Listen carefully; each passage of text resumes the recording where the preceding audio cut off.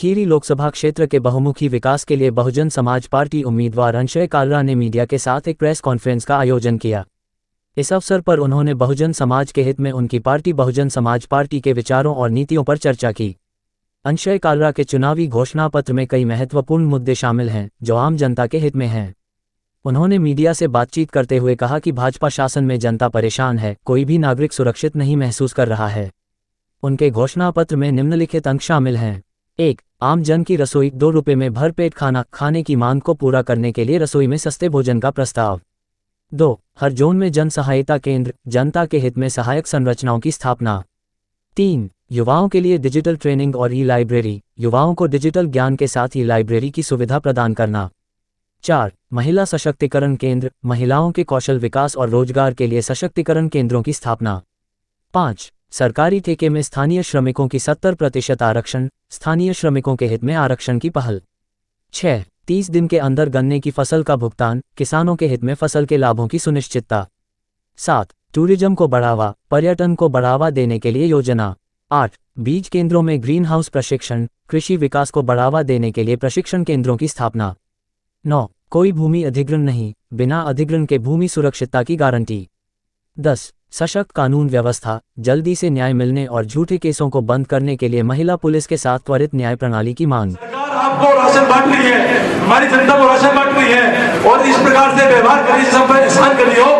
तो मैं आप सबको याद दिलाना चाहूंगा, ये आप ही के टैक्स से लिया हुआ राशन है, आप ही के टैक्स से पैसों से आता है। सरकार अपनी जेब से राशन नहीं देती, ये आप ही के पैसा आपसे लेकर आप ही को राशन मुहैया कराया जा रहा है। इसलिए हमने अपने मैनिफेस्टो नाम प्रगति के 10 कदम रखा है कि हम पिछले बीते 10 सालों की सारी खामियां आने वाले 1 साल में जो करने जा रहे हैं उसको हम नाम दे रहे हैं प्रगति के 10 कदम। इन प्रगति के 10 कदमों के अंदर हमारा पहला कदम जो होगा वो है आम जन की रसोई। आम जन की रसोई के तहत हम मात्र 2 रुपए के अंदर, 2 रुपए के अंदर यहाँ के सभी लोगों को भरपेट खाना खिलाएंगे। क्योंकि यहाँ पर जो गरीबी का आलम है, जो यहाँ पर आप किसान देखेंगे, मजदूर देखेंगे, वो गरीब है, आज की डेट में उसके पास रोटी खाने के पैसे भी नहीं है। तो सबसे पहले उनको मजबूती लाने के लिए, उनके शरीर में ताकत लाने के लिए, ताकि वे अपने रोजगार की ओर बढ़ सके, उनका पेट भरना बहुत जरूरी है। हम अपनी पूरी लोकसभा के अंदर 500 किचन लाएंगे, 500 ऐसी जन किचन लाएंगे जिनमें केवल 2 रुपए देकर, केवल 2 रुपए देकर कोई भी व्यक्ति, चाहे अमीर हो चाहे गरीब हो, किसी भी जाति का हो, किसी भी धर्म का हो, केवल 2 रुपए देकर वह भर पेट और स्वच्छ खाना खा सकेगा, पोषक खाना खा सकेगा। यह हमारा पहला कदम है। दूसरा कदम, हर जोन में सहायता केंद्र। देखिए, हमारे क्षेत्र के अंदर लोग शिक्षित नहीं है, यह बात हमने नोटिस करी है कि यहाँ पर लिटरेसी रेट बहुत कम है। यहाँ पर जो स्कूल है उसमें सुविधाएं नहीं है, टीचर नहीं है, स्कूल के अपने खुद के ढांचे नहीं है। इसलिए सबसे पहले हम यहाँ पर सहायता केंद्र लेकर आएंगे। सहायता केंद्र हमारे हर जोन के अंदर बनाए जाएंगे। उस सहायता केंद्र के अंदर यहाँ के हर लोकसभा के हर व्यक्ति को हर प्रकार की सहायता मुहैया कराई जाएगी, चाहे बैंक की पर्ची भरने से लेकर और कॉम्पिटिटिव एग्जाम के फॉर्म भरने तक सारी सुविधाएं हमारे जन केंद्र की होंगी। यहाँ पर हमारे वकील साहब भी बैठेंगे, पुलिस की व्यक्ति भी बैठेंगे और साथ ही साथ टीचर बैठेंगे और इस प्रकार के समाज के सब लोग बैठेंगे जो आपकी सहायता कर सके, जो आपके डे टू डे वर्क के अंदर, डे टू डे काम के अंदर आपकी सहायता कर सके। अगर आपको कोई लोन लेना है, कोई प्रशिक्षण लेना है, कोई फॉर्म जमा करना है, अपने बेटे को बाहर भेजना है, तो इन सब कामों के लिए हम एक जन सहायता केंद्र लेके आएंगे जो कि 100% निःशुल्क होगा और केवल जनता के प्रति होगा। तीसरा हमारा है युवाओं के लिए डिजिटल ट्रेनिंग और ई लाइब्रेरी।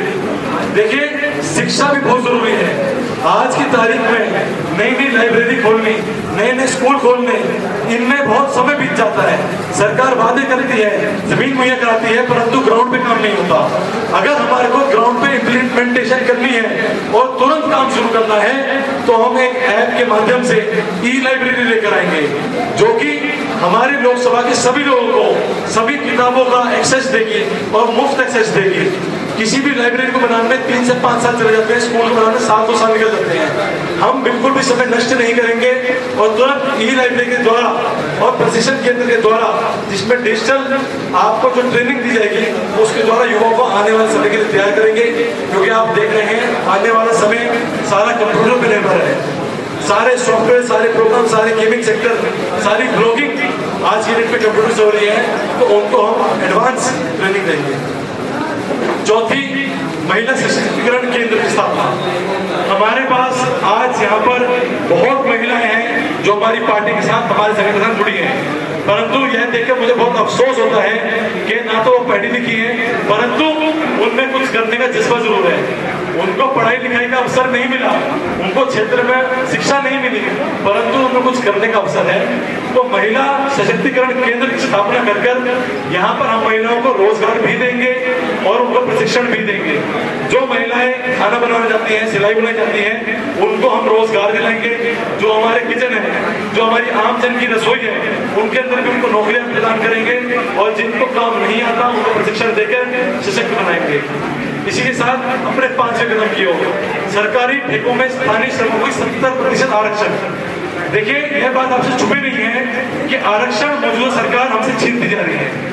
और यह भी बहुत अफसोस की बात है कि जो हमारे मजदूर भाई हैं, इस क्षेत्र में होने के बावजूद भी उनको दिहाड़ी नहीं मिलती, मजदूरी नहीं मिलती और उनका नाजायज फायदा उठाया जा रहा है। हम सरकार में आने के बाद यह सुनिश्चित करेंगे कि जो भी सरकारी ठेके, चाहे वो ग्राम पंचायत के हो, जोन के हो, जिले के हो, चाहे किसी भी स्तर के हो, विधानसभा स्तर के हो, चाहे लोकसभा स्तर के हो, कोई भी ठेका हमारे अगर लोकसभा के अंदर छूटेगा तो हम इस बात को सुनिश्चित करेंगे कि 70% मजदूर हमारी ही लोकसभा का हो, हमारी ही क्षेत्र का हो। जिस प्रकार से आप देख रहे हैं कि पलायन रोजाना हो रहा है, सभी लोग काम की तलाश में अपने घर से दूर रह रहे हैं, परिवार से दूर रह रहे हैं, तो इस चीज को हम उससे सुनिश्चित करेंगे कि सारा मजदूर अपने घर पर रहकर रोजगार पा सके और सही जारी पा सके।